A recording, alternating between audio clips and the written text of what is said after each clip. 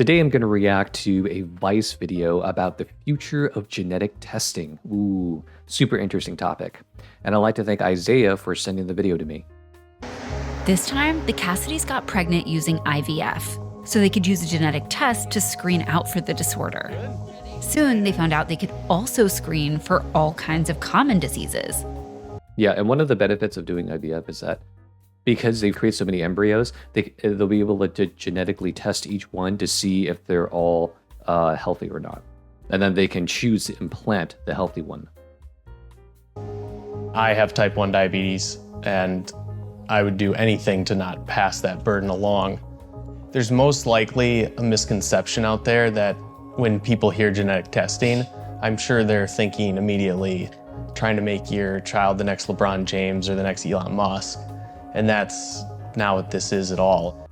So the reason why you want to genetically test the embryos is because you want your kid to possess certain traits, right? Or you do not want your kid to possess certain traits. So for him, he mentioned that he has type 1 diabetes and he doesn't want his kid to have that, right? Because the assumption is that type 1 diabetes is bad for you. So this couple wants to use genetic testing for therapeutic reasons, okay? So there's a distinction between therapy, right, and enhancement. Therapy is when you bring a person up to the normal level of human functioning, and then enhancement is to take them above that level of normal human functioning, okay? So when you want to eliminate a disease, that would be a therapy, right? So any type of treatment right now that we have, usually it's therapy, right? You bring the normal level of human functioning is that you don't have type 1 diabetes. Now, if you want to make your kid the next LeBron James, well, then that would be an enhancement, right? Because then you're making like a super kid, okay? And they're clarifying that they're going to use it for therapy and not enhancement. I think every parent, just wants to bring a healthy child into the world, and that's what, we were looking to do. It's routine for doctors to test fetuses and embryos for Down syndrome or cystic fibrosis, which are caused by a mutation in a single gene. But the Cassidys used a new type of polygenic test that screens for conditions caused by multiple genes. Wow. It's called PGTP, and it works by collecting biopsies from embryos and then testing them for their risk of developing diseases. Mm-hmm. And you can imagine this technology is only going to get better, right? So as our technology advances, the more and more conditions that we can test. But diseases aren't the only thing polygenic testing can screen for. Some parents are excited about using the technology to optimize their embryos for all kinds of things, like mental health or intellectual ability. Simone and Malcolm Collins are entrepreneurs who believe that happiness itself is genetic. Whoa. Some people are just happier on average than other people. And if we can give our daughter a better shot in terms of her mood throughout her life, I don't know, I feel a moral imperative to do that.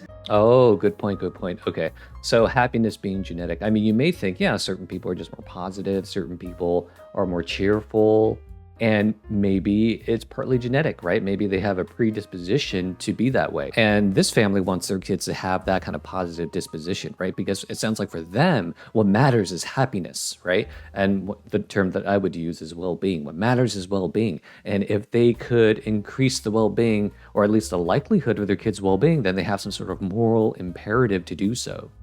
What would you like to test for that isn't currently available on the market?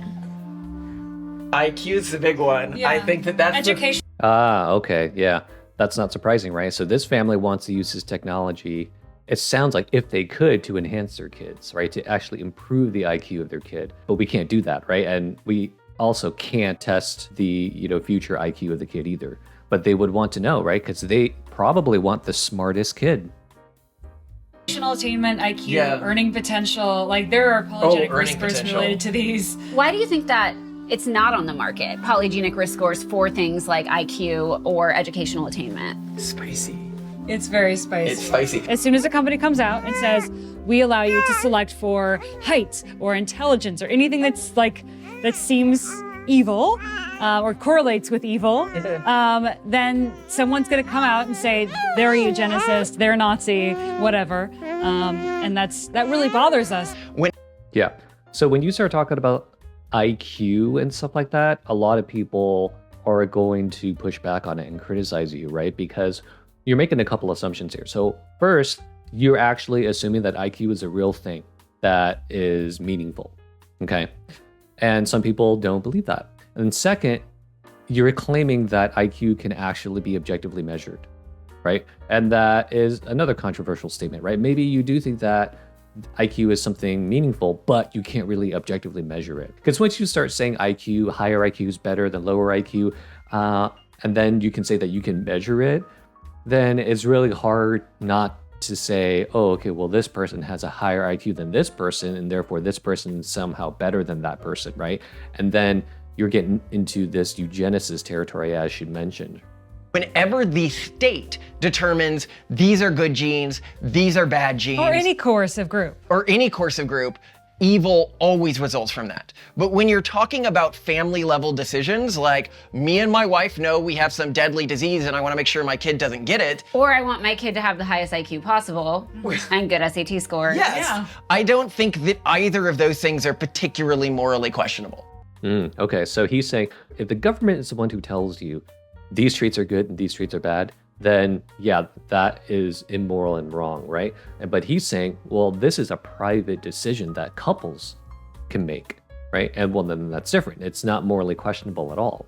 Where is the line between disease and trait? It doesn't seem as simple or as black and white.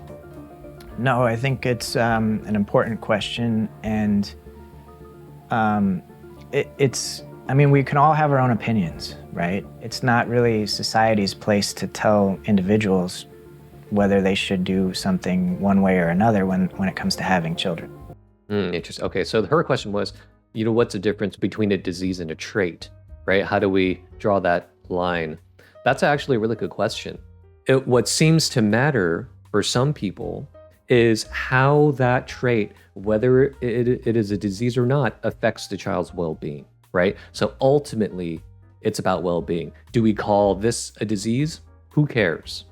Right? You may think. I don't object to what genomic prediction does, like across the board, what they're offering now. I also think that it's quite possible that this very limited menu of things is sort of a starter place. And if they see greater acceptance and comfort level, that we're going to very quickly get to a place where we may be much more uncomfortable. Okay. So right now, she doesn't really have a problem with it, where parents are just selecting against these disease traits or whatever traits that they think are unhealthy. But she thinks it may lead to a place that we're uncomfortable with. So that is a slippery slope. Okay? Once you start here where we think it's okay, we're going to expand the practice, and then eventually we're going to be in a place like Gattaca or something. Like what?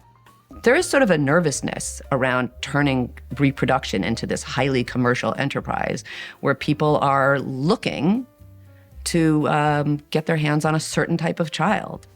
And is that going to create a situation where people are less accepting of, who and what they get? Do you think we... Okay, so she was making a little different point then. This idea of wanting your kid to be a certain way, right? You can imagine that being almost paired with an expectation, right? And paired with certain hopes, right? You pay all this money, you go through all these tests so that your kid can be really smart, can be really healthy, or something like that, right? Or have like a really positive disposition. But then your kid is born and your kid maybe doesn't have all those things, or maybe your kid has none of those things, right? And then now you're disappointed. But if you didn't have those expectations or hopes to begin with, then you wouldn't be disappointed. All right, so here's some final thoughts. First, Julian Savulescu comes to mind. He is a pretty famous bioethicist, and he's in favor of using genetic screening, okay? And he proposes what he calls the principle of procreative beneficence. And basically what that means is that parents have a moral duty to select the child that's expected to live the best life. Okay, that's what that means. So he's in favor of parents doing pre-implantation genetic testing, right? Or whatever this new one is, where they can test for more traits, right? And it all comes down to well-being, according to Savulescu, okay? Why would you want your kid to have type 1 diabetes? Like, if you could select a different embryo that would not have type 1 diabetes, why wouldn't you do that? The second thing is that I see genetic screening as the first step, okay? And the second step would be genetic manipulation, right? Because right now we're not quite there yet, right? We're almost there with CRISPR, okay? Right now we can see what genes a particular embryo has. We can detect, right? But we cannot manipulate yet, right? The first step is detection. The second step is manipulation. The last thing I want to bring up is this distinction between therapy and enhancement, okay? And how very thin this line is. So I think certain things are easier to distinguish, okay? Like for instance, cancer would be something that if we were to treat, would be a therapy. Making a person super duper smart, that would be an enhancement, right? Because that rises above the normal level of human functioning. Okay, so those two cases are more clear, okay? But what about something like vaccines? Are vaccines a therapy or are they an enhancement? You know, on the one hand, maybe a therapy because they, keep you healthy, and being healthy is the normal level of human functioning, maybe, right? But on the other hand, they protect you from these viruses, right? That would otherwise get you sick. So in that sense, it's kind of like a shield, right? And you're like, well, if you walk around with a shield, that's kind of an enhancement, right? The normal level of human functioning is that we are susceptible to these viruses, right? So vaccines, not really sure, right? It's debatable. All right, I think I'm going to end it here. I hope you found it interesting, and I'll see you all next time.